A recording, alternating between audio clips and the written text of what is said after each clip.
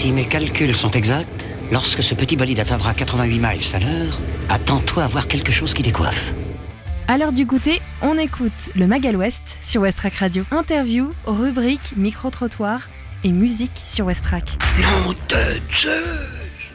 Bonsoir à tous et bonsoir à toutes. Nous sommes le vendredi 2 février 2024. Il est 17h tout juste passé sur Westrack Radio et on va donc passer aujourd'hui 1 heure ensemble pour l'émission Le Magal West, dernière émission de la semaine. Et aujourd'hui, j'ai une bonne nouvelle pour les gourmands. C'est la Chandeleur. C'est donc l'occasion de faire des crêpes pour ce soir, pour un bon petit goûter ou même pour les gourmands pour ce soir à la fin du repas. Allez, aujourd'hui, on entame donc notre dernière émission de la semaine et on va retrouver notre musique avec notre dernière découverte Ferrarock de cette semaine.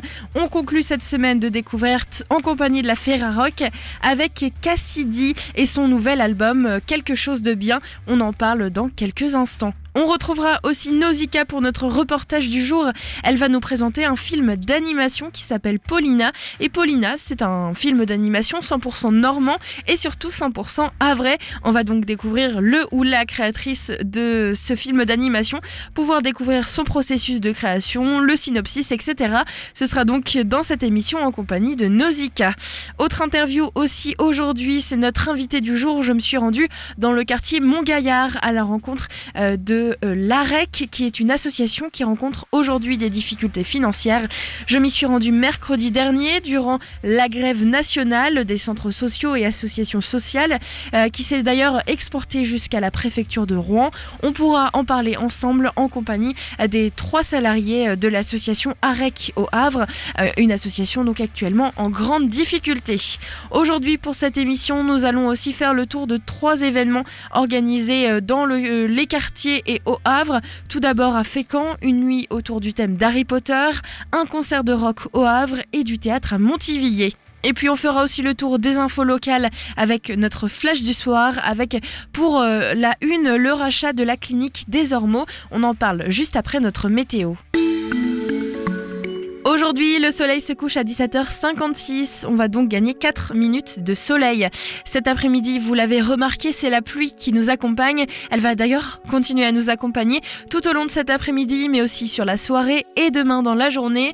La température actuelle est de 9 degrés avec un ressenti de 6. Le vent est toujours assez faible, il ne dépasse pas les 20 km/h et il est tourné vers l'ouest-sud-ouest.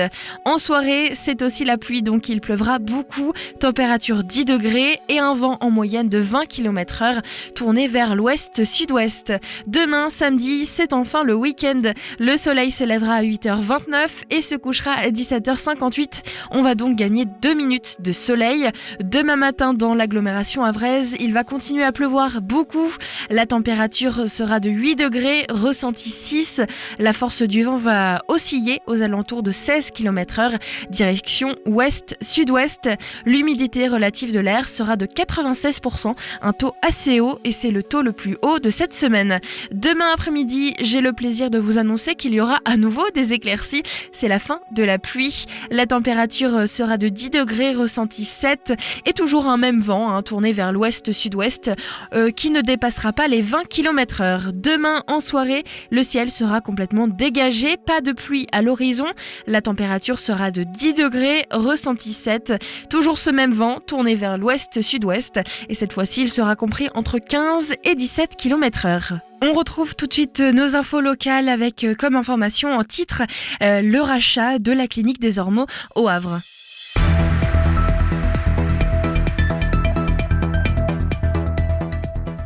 Bonsoir à tous et bonsoir à toutes. Les infos de ce vendredi 2 février avec à la une le rachat de la clinique des Ormeaux.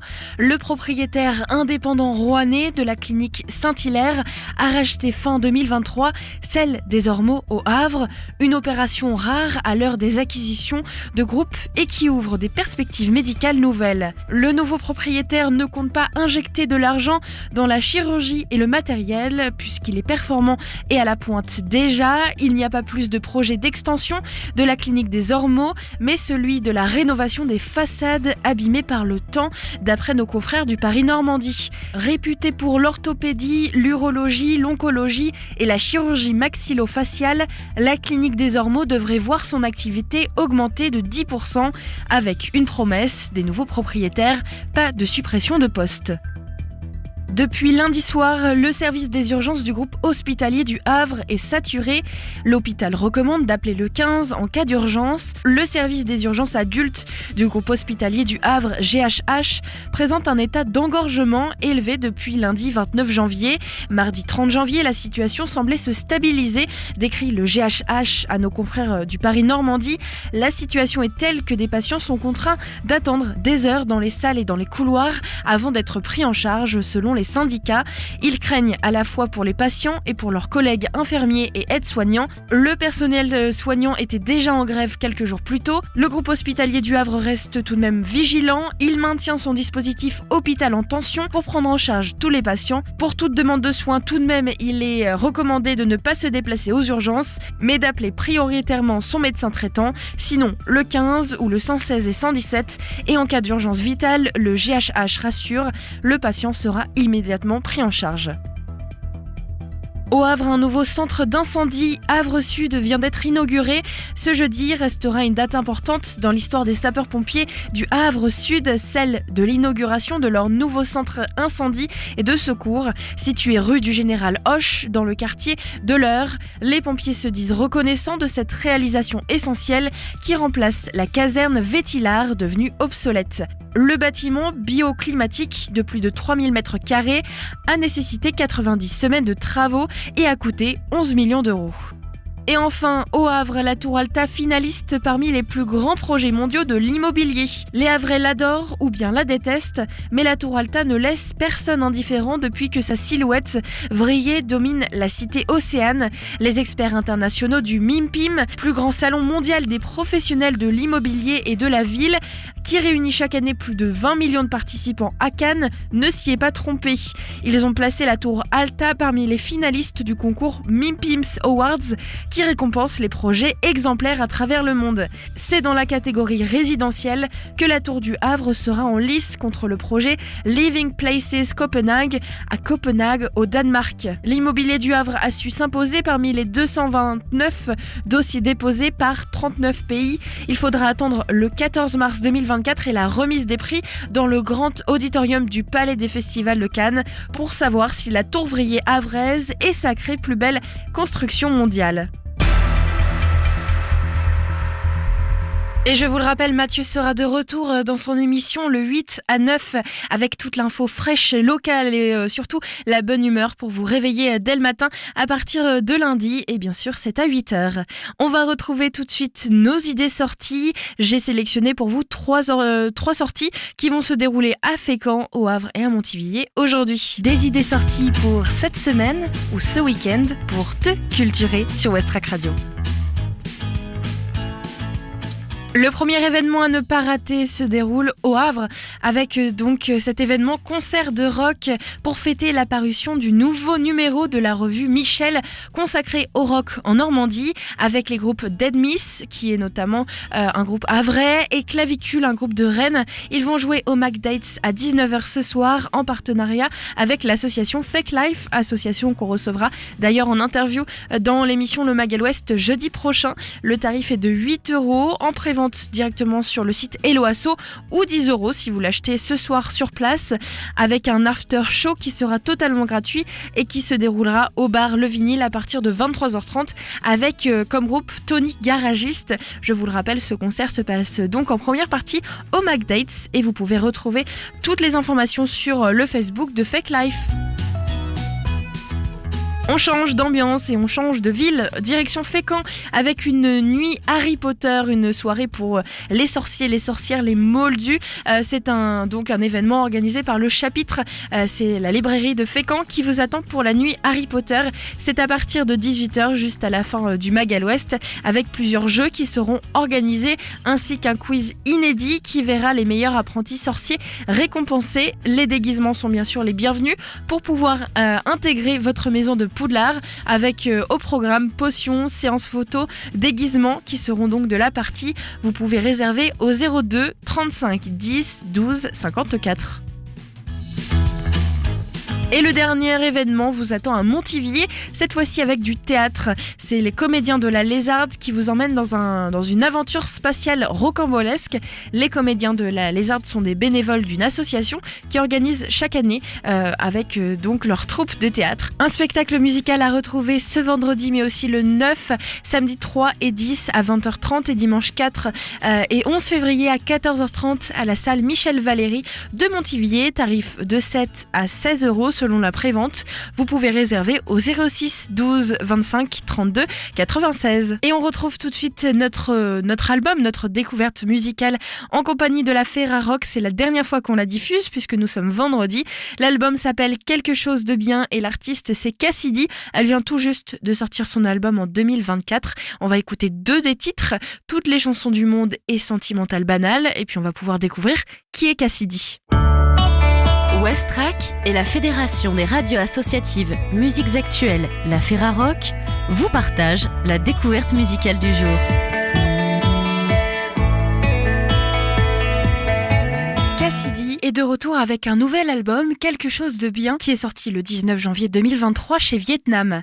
Faut-il présenter Cassidy ? Depuis ses débuts parmi la fine fleur de la scène DIY de Lyon, au sein des groupes comme Satellite Jockey et Tôle Froide, jusqu'à la sortie de son 2e album remarqué Les gens heureux, sorti en 2021, Pauline Lecnec s'épanouit en tant que multi-instrumentiste et se réinvente en toute liberté. L'autrice, compositrice, interprète se forge une esthétique marquée de références nord-américaines mélangées à des compositions elles aussi pop, cette fois-ci en français, décomplexées et terriblement accrocheuses. Toutes les chansons du monde ne suffiront pas à décrire l'amour que j'ai pour toi. Et c'est comme ça, tu verras. Toi et moi, on est fait pour ça.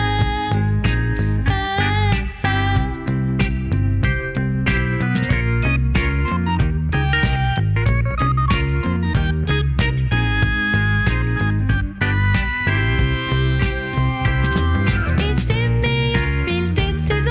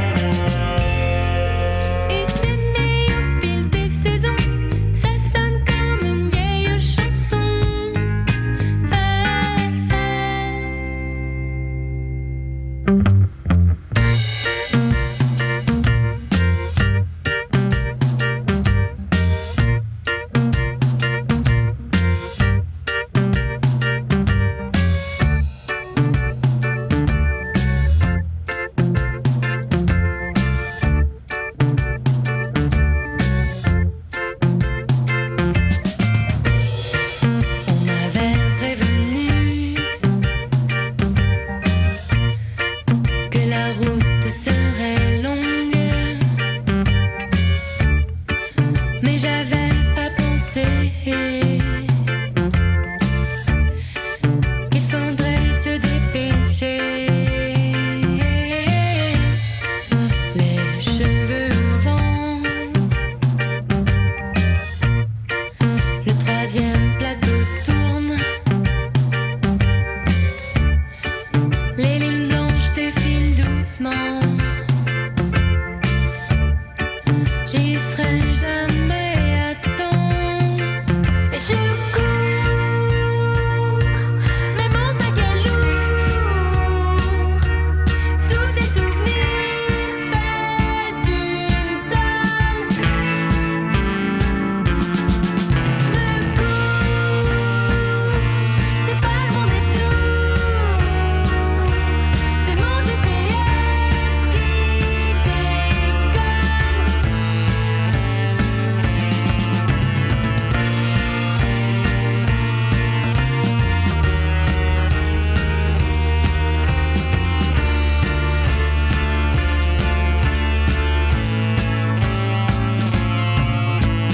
N'oublie jamais que je t'aime.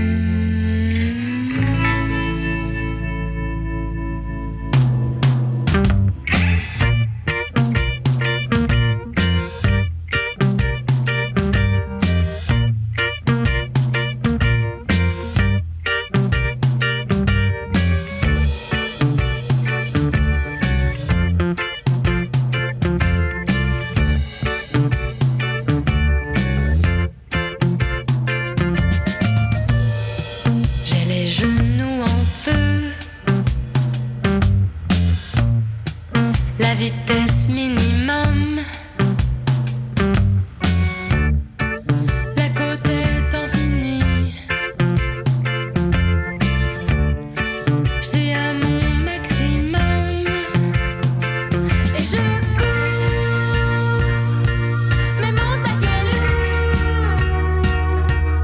Tous ces souvenirs pèsent une tonne. Et je me cours, je fais des kilomètres de détour. C'est mon GPS qui déconne. Mais j'ai pas fait le tour de ma personne. Pas question que j'abandonne.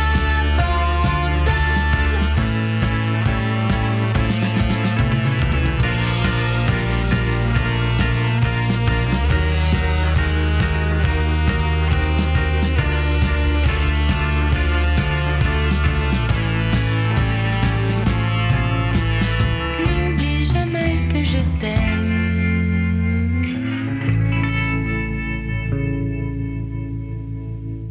Cette vitalité rebondissante lui permet d'amorcer son retour et de livrer Sentiment banal, un premier extrait qui prend vie simultanément avec un clip en animation réalisé par Leslie Chanel et Rémi Richarme. Tout s'est passé si vite. C'est sur ces paroles, accompagnées de notes plaquées au piano, que s'élance Cassidy sur AM42, à la fois épique et hypnotisante. Une chanson à l'image de ce que l'artiste décrit comme un moment fugace et précieux. Sans regretter ni sans fantasmer, tout s'arrête et ce n'est que quand on cesse de taper du pied et de se balancer à l'écoute de ces montées glavanisantes qu'apparaît l'évidence. Ces choses apparemment insignifiantes auxquelles on ne prête pas attention sont celles qui comptent le plus.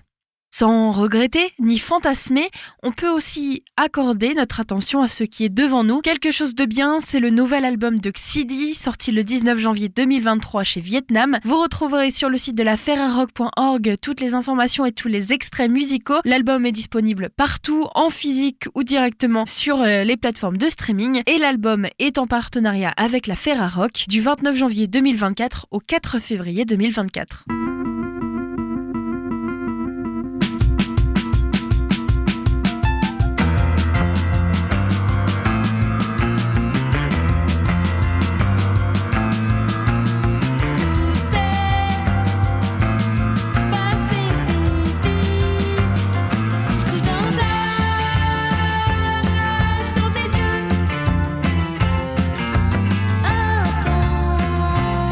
Sentiment banal.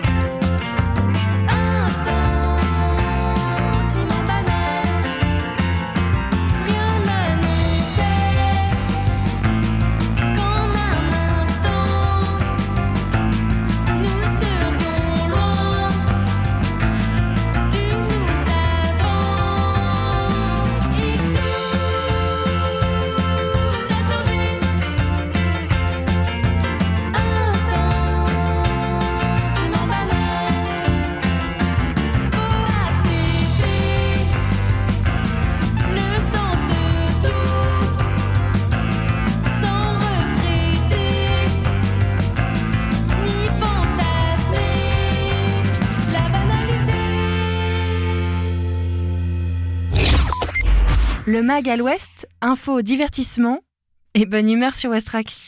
Le dernier titre que vous venez d'entendre s'appelle Sentimental Banal, issu de l'album Quelque chose de bien de Cassidy. Il est 17h17, tout juste passé à l'instant sur Westrack Radio. On va retrouver notre reportage en compagnie de Nausicaa. Aujourd'hui, elle nous présente un film d'animation purement havrais qui s'appelle Paulina. On va donc découvrir l'inspiration derrière ce film d'animation, qui l'a réalisé, pourquoi. On écoute ce reportage en compagnie de Nausicaa et en deuxième partie d'émission, on va se rendre dans le quartier du Mont-Gaillard en compagnie de l'association AREC, AREC, qui est actuellement en difficulté financière. Elle a pourtant alerté ses financeurs et mercredi dernier, mercredi 31 janvier, elle s'est rendue à Rouen devant la préfecture pour manifester. Une partie de l'équipe était restée sur place pour faire une réunion de crise. Je me suis rendue donc sur place pour rencontrer l'association et je vous présente donc leur mission, mais surtout on va parler de leurs difficultés et de leur attente face à cette difficulté. Avant, on découvre donc avec Nausicaa ce film d'animation qui s'appelle Paulina.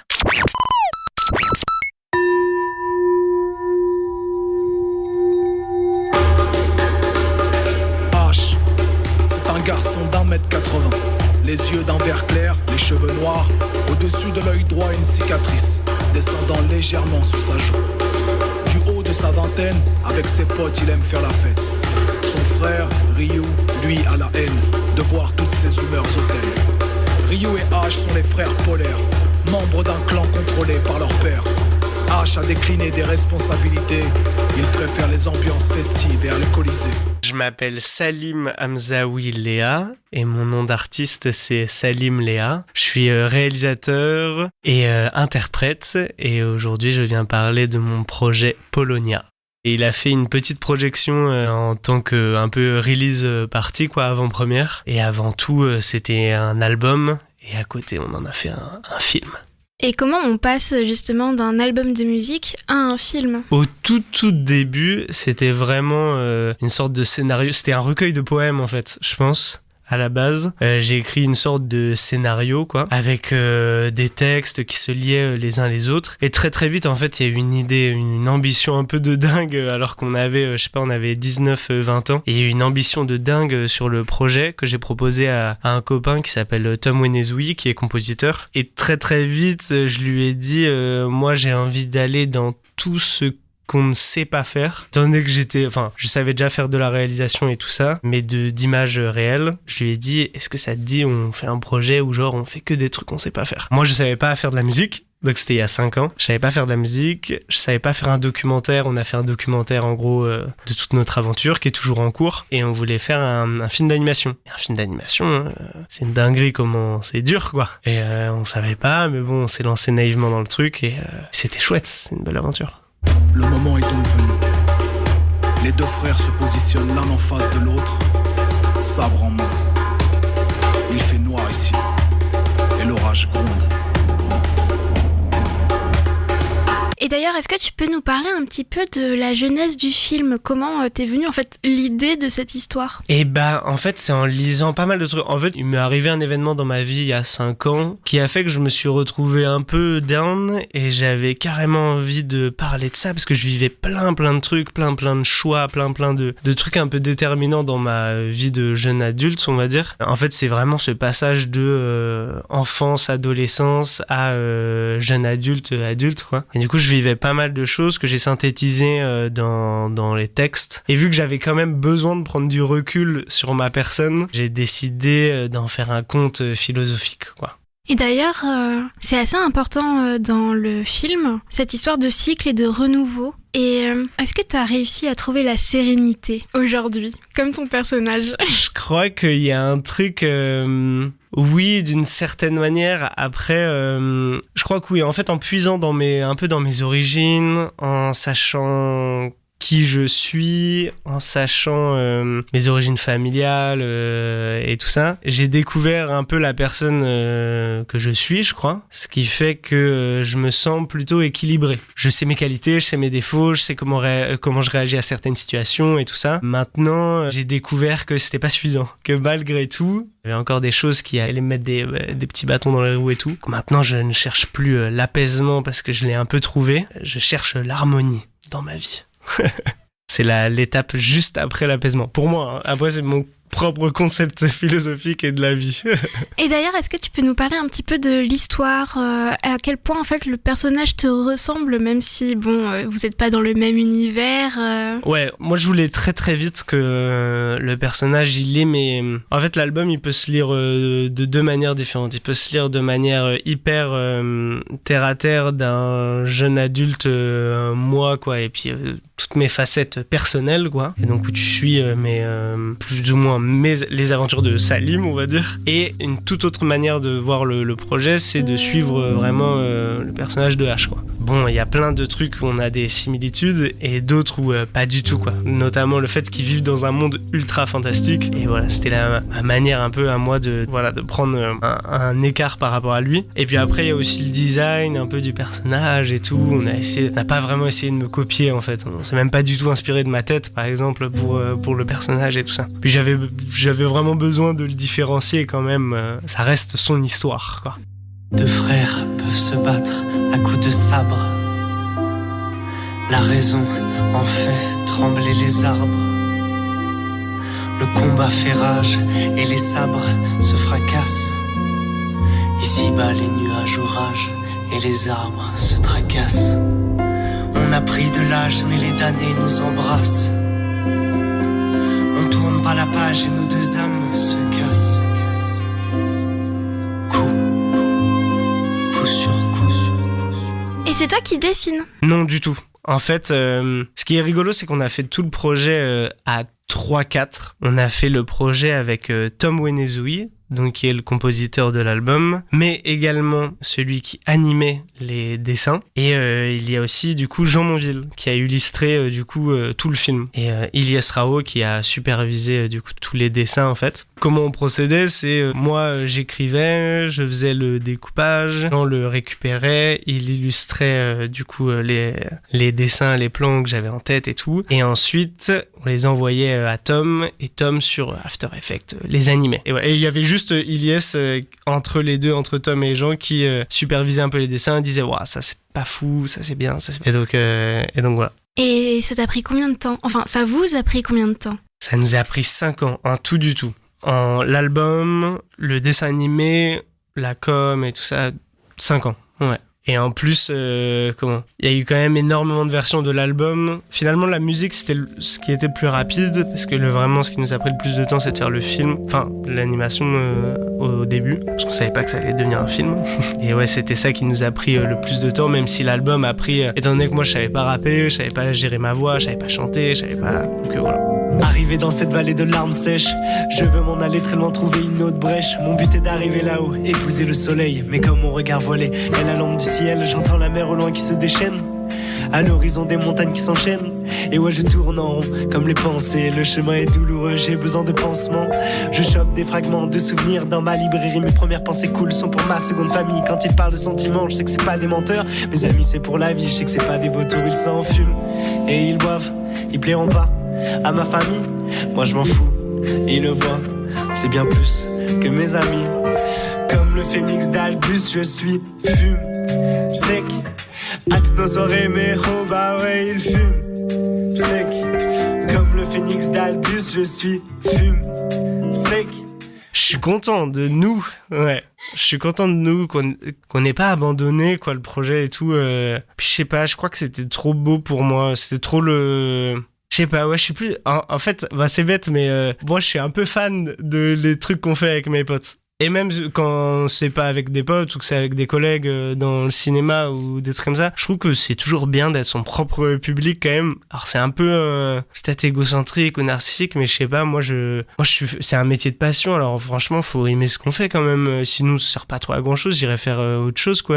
Je tournerais dans des études d'architecte si j'aimais pas ce que je faisais. Donc ouais, je suis hyper content, c'est une petite aventure, c'est un petit rêve, ça fait trop plaisir, moi je kiffe trop. Et justement, moi j'ai vu donc le film d'animation avec un lien privé.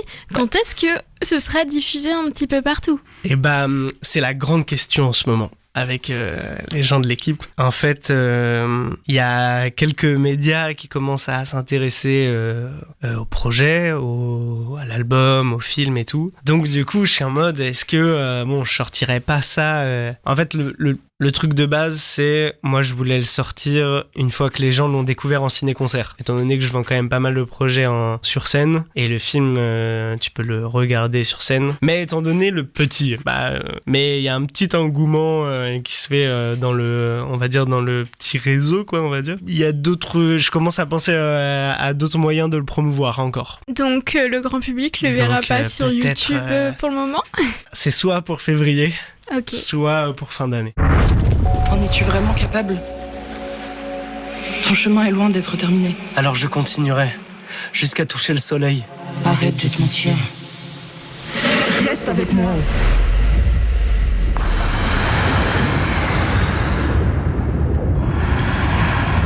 Cette histoire, c'est un conte philosophique, c'est Mon Petit Prince version orientale, quoi. C'est un truc qui parle de connais-toi toi-même pour mieux t'apaiser. Et je vends ça, je défends le projet un peu en ciné-concert, et je pense que c'est le mieux à découvrir, c'est quand tu te prends tout un peu dans la face, et qu'il y a ce côté film, ce côté moi qui te raconte l'histoire. Également la voix du narrateur, c'est Médine, alors ça te met encore plus dans une ambiance et tout, et c'est vraiment une ambiance, c'est vraiment une expérience un peu partagée en famille.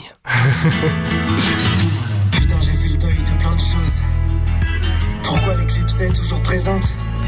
Serait-il temps de dire au revoir? Serait-ce déjà la fin de l'histoire? Malgré tous les efforts, je suis encore dans le noir. Les nuages orages, mon bateau doucement se casse. Les sirènes rôdent autour de moi, mes belles pensées se cassent. Combien de temps me reste-t-il? Merci à toi Nausicaa pour cette belle découverte, toujours en train de dénicher des choses très intéressantes et surtout locales. N'hésitez pas à donc aller chercher un petit peu plus d'informations sur Paulina, ce film d'animation. Avant de retrouver notre sujet du jour, la REC, association havraise, je vous propose de partir en Australie avec un titre qui s'appelle No Answer. No Answer est sorti l'année dernière en 2023. C'est un titre de Pepper Tates et ça vient de leur album Child. On découvre ça et on se retrouve juste après pour notre partie quartier, notre partie association du Magal Ouest de ce vendredi.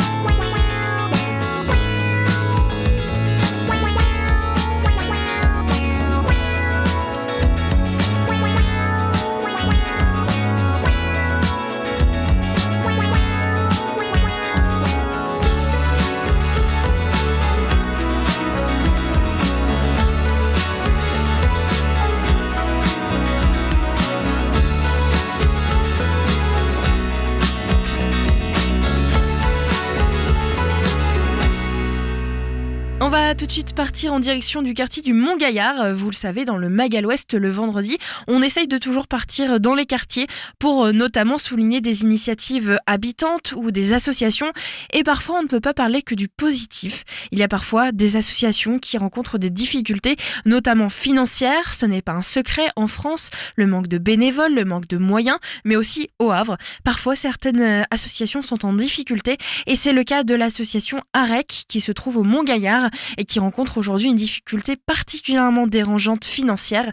L'association se donne 1 an pour trouver une solution auprès de ses financeurs. Ils ont réuni toute leur équipe de bénévoles, mais aussi les financeurs lors d'une réunion le 31 janvier dernier, c'est-à-dire mercredi, pour en parler. Et puis une partie de l'équipe s'est rendue à la sous-préfecture de Rouen, qui a donc recueilli de nombreuses associations, mais aussi des centres sociaux qui manifestent elles aussi en France et en Normandie contre les problèmes de financement de toutes ces mesures et de tous ces projets sociaux. J'ai donc rencontré une partie de l'équipe pour qu'elle s'exprime sur ses difficultés financières, ses inquiétudes, mais aussi ses espoirs. On rencontre donc tout de suite la REC. Aujourd'hui, je me suis rendue dans le quartier du Mont-Gaillard à la rencontre de l'association AREC, A-R-E-C, en compagnie de Bruno, Nathalie et Aïssata qui m'ont présenté le projet et la mission. Cette interview a été enregistrée le 31 janvier, mercredi dernier, journée de grève nationale, mais aussi journée où de nombreuses associations et centres sociaux se sont rendus à Rouen devant la préfecture pour manifester. La raison, le manque de moyens. Et c'est le cas notamment de l'association AREC qui aujourd'hui est en grande menace de fermeture. Une situation qui peine bien sûr les adhérents et les salariés, mais qui pourrait avoir un impact et une résonance à la fois dans le quartier et sur toute la ville du Havre. Je m'appelle Aïssata, je suis coordinatrice parentalité. Je m'appelle Nathalie, je suis animatrice socioculturelle, parentalité et EVS, espace de vie sociale. Je m'appelle Bruno, je suis coordinateur et animateur des ateliers sociolinguistiques. Aujourd'hui, je me suis rendue sur place parce que vous êtes en difficulté. On est le 31 janvier 2024. Il y a une équipe qui est partie à Rouen, manifester devant la préfecture de Rouen. Vous êtes encore ici, mais c'est une réunion un petit peu de crise. Vous faites un bilan. Le problème, il est financier. Qu'est-ce qui se passe au niveau de l'association et quelles mesures vous avez déjà prises pour essayer de sauver du coup l'association ? Alors les mesures, pour le moment, nous, ce qu'on espère, c'est de réunir les financeurs autour de cette table ronde et que des solutions soient mises en place pour sauver l'association. On est vraiment là dans un plan de sauvegarde. Les jours sont comptés. Il y a 1 an encore de réserve au niveau de ce qui peut être financé. Et après, qu'est-ce qui se passe ? Ce qui se passe, en fait, c'est que si on n'a pas de solution, l'association risque de fermer. Le commissaire aux comptes a alerté en fait sur la situation financière de l'association. Donc une procédure va commencer normalement au mois de mars. Et avant ça, on a cette obligation de trouver des solutions avant que cette procédure commence. Et donc c'est l'idée justement de réunir tous les financeurs et que ces financeurs ainsi que les représentants de l'association puissent trouver des solutions pour maintenir l'association. Jusqu'ici, vous viviez notamment de subventions de la ville, de la CAF et du département.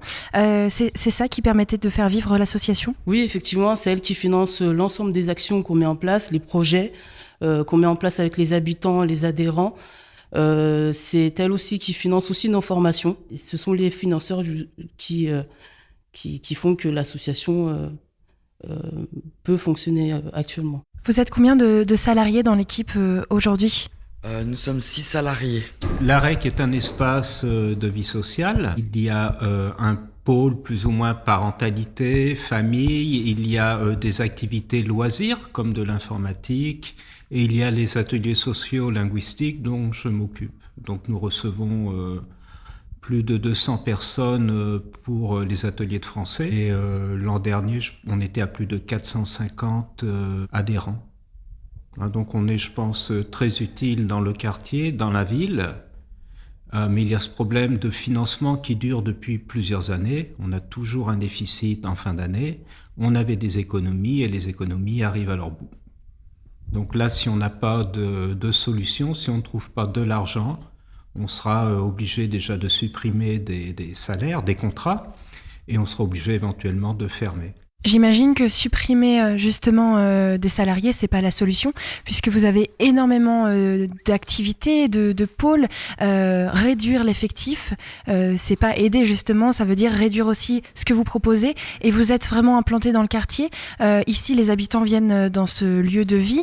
Réduire l'activité, c'est aussi réduire ce que vous proposez en tant qu'association. Et donc votre but, puisque votre but c'est d'être sur le territoire, implanté dans un quartier et de proposer des choses. C'est bien ça ? Et nous ne sommes pas beaucoup de salariés par rapport aux activités. Nous sommes payés des salaires qui ne sont pas très importants, donc on n'abuse pas. Hein, c'est pas, on fait vraiment le maximum avec le minimum de contrats. Et si on supprime des contrats, la règle va pas fonctionner correctement, il va mourir. En fait, au niveau des dépenses, donc le bâtiment, là, il est mis à disposition gratuite par la ville.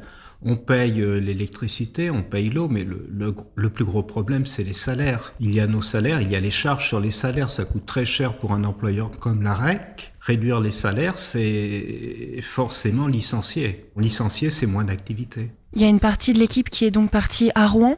Qu'est-ce qu'ils vont essayer de faire aujourd'hui devant la préfecture? Alerter vraiment sur cette situation et annoncer que c'est possiblement la fin d'une association havraise? L'objectif de cet événement, c'est de s'associer aux autres centres sociaux et espaces de vie sociale, d'expliquer du coup à tout le monde que l'association est dans une situation difficile et que le seul moyen pour nous de survivre, c'est de trouver, c'est d'avoir des moyens qui sont à la hauteur des besoins du territoire.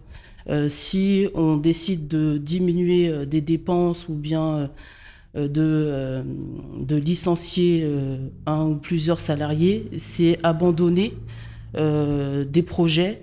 C'est du coup l'identité de l'association qui va changer. Et là, on est dans une situation où on ne peut pas clairement en fait mettre en place un plan de diminution des dépenses, puisque on ne sera plus cette association du coup au service des habitants. Donc tout ce qu'on met en place, c'est pour répondre aux besoins des habitants et c'est pas autre chose. Et on ne peut pas dire qu'on a des dépenses qu'on pourrait supprimer à part les salaires. Hein. On fonctionne vraiment avec... on fait très attention en fait à nos dépenses. On ne peut pas, à part supprimer les salaires, on ne peut pas dépenser moins. Et donc il faut trouver des revenus. Vous avez déjà alerté les financeurs. Qu'est-ce qu'ils répondent eux à cette alerte? Est-ce qu'ils veulent aider? Est-ce qu'ils peuvent aider? Parce que c'est le cas de beaucoup d'associations actuellement sur le territoire et notamment au Havre qui se retrouvent aussi en difficulté. Ce qu'on souhaite, c'est que les financeurs prennent conscience de la situation. Et c'est notamment pour ça qu'on parle de co-responsabilité. Donc la survie de l'association aussi dépend aussi de la mobilisation de tous les partenaires. Et nous, ce qu'on espère, c'est qu'à la suite de tout ça, qu'il y ait vraiment des solutions concrètes qui pourront aider l'association. Vous n'êtes donc pas la seule association en difficulté. Comment vous imaginez le futur pour votre association, mais aussi les autres? Vous avez l'impression que ces situations difficiles risquent de revenir régulièrement? Il y a un vrai manque de budget pour les associations en France et notamment au Havre? Je sais que différentes associations au Havre ont des problèmes aussi financiers. Nous, c'est un problème récurrent année après année. C'est toujours à peu près le même montant. Donc là, il nous faudrait tout simplement un petit peu plus d'argent. C'est pas énorme ce qui nous manque, mais année après année, ça fait beaucoup. À côté de ça, on a toujours des attentes de plus en plus grandes. On est dans un territoire où les problématiques au niveau sociaux sont de plus en plus importants. Et donc nous, on doit faire face à tout ça, mettre en place des actions. Mais si nos moyens sont toujours limités et même diminuent, on ne pourra plus agir sur le territoire et tenter de résoudre les problématiques qui sont rencontrées par les habitants, les familles du quartier. Si demain, malheureusement, l'association était amenée à fermer, il y aurait vraiment un impact sur le quartier, ça se ressentirait au niveau des familles. Vous pensez qu'il y a vraiment un besoin de ce genre d'association? C'est une nécessité? Oui, je pense, parce que l'association est un lieu de rencontre pour ces familles. C'est un lieu où se brassent en fait toutes les nationalités. des personnes de toutes conditions. Enfin, on accueille tout le monde sans différenciation. Et si l'association devait ne plus exister, c'est finalement ne plus rien à voir sur le territoire, quoi. Il n'y aurait plus de lieu de rencontre pour les habitants. Aujourd'hui, il y a donc cette journée où on essaie de faire un peu un brainstorming, vous essayez de trouver des solutions. C'est quoi l'étape suivante pour vous ? Est-ce qu'il y a une date d'échéance ? Il faut agir maintenant, vous avez encore quelques mois pour agir ? Il faut agir très très rapidement, mais pour l'instant on n'a pas encore mis en place tout. Il va y avoir une table ronde.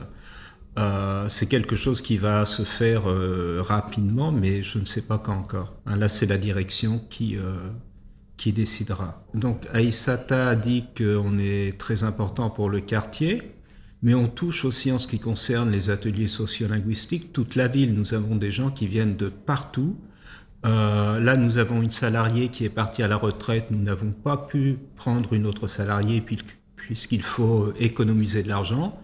Donc, il y a des groupes qui ont été fusionnés, donc nous pouvons prendre moins de monde, et donc ça a un impact énorme sur le public, et qui vient de toute la ville réellement. Les ateliers sociolinguistiques sont des ateliers de français, donc c'est pour les migrants. Nous avons des personnes non scolarisées, ce sont les alphas, il n'y a qu'un groupe maintenant, justement parce que la salariée est partie à la retraite. Et il y a des ateliers de FLE, français langue étrangère, qui vont jusqu'au niveau B1, B2. Et nous les préparons aussi pour passer le DELF, le diplôme d'études en langue française, qui est un diplôme de l'éducation nationale. Et donc le but, c'est de les aider à devenir autonomes, d'apprendre le français pour trouver des formations, trouver du travail. L'idée, c'est de faire du français en contexte. Et donc, bon, il y a des financements, bien sûr, mais il nous manque toujours ce petit quelque chose en fin d'année pour payer les salaires. Et donc, cette année, nous serons probablement encore à zéro avant la fin de l'année. C'est le problème. Les adhérentes, avec l'aide d'une animatrice qui s'appelle Valérie, vont faire un marché artisanal sur le parking qui doit être privatisé, donc le 5 mai, avec des choses qu'elles vont fabriquer, confectionner elles-mêmes et qu'elles vont revendre pour aider un petit peu la REC. Voilà. Tout le monde essaie de sauver cette association, même les adhérents et les adhérentes. Ce sont beaucoup de femmes ? Oui, c'est en majorité, c'est en majorité des femmes, oui. Oui, on les voit touchées par la situation. Et il y a beaucoup d'adhérentes qui ont vraiment envie de faire quelque chose pour nous aider, que ça soit tricoter, du crochet, avec leurs moyens à elles. C'est touchant. C'est touchant. Et donc, ces adhérentes seront là le 5 mai pour le marché artisanal qui aura lieu sur le parking. 27 rue Marie-le-Maçon. Merci à Nathalie, Aïssata et Bruno de leur accueil. Si vous souhaitez soutenir l'association et venir leur apporter un petit coup de pouce, rendez-vous le 5 mai prochain sur le parking de la REC afin de découvrir un marché artisanal réalisé par les adhérents et les adhérentes ainsi que les salariés de l'association dans le but de pouvoir sauvegarder la REC. Notre émission, le Mag à l'Ouest, touche à sa fin. Il ne me reste plus qu'à vous souhaiter un très bon week-end et une très belle soirée. Pensez à faire des crêpes puisque c'est la Chandeleur. On retrouve le Mag à l'Ouest à partir de lundi à 17h et Mathieu vous accueille de 8h à 9h pour son émission Le 8 à 9 avec toute l'info et l'actu havraise. On se quitte avec notre titre Billy's Dream, un titre qui nous emmène jusqu'aux États-Unis avec l'artiste Amiethieu. À très vite sur Westrack.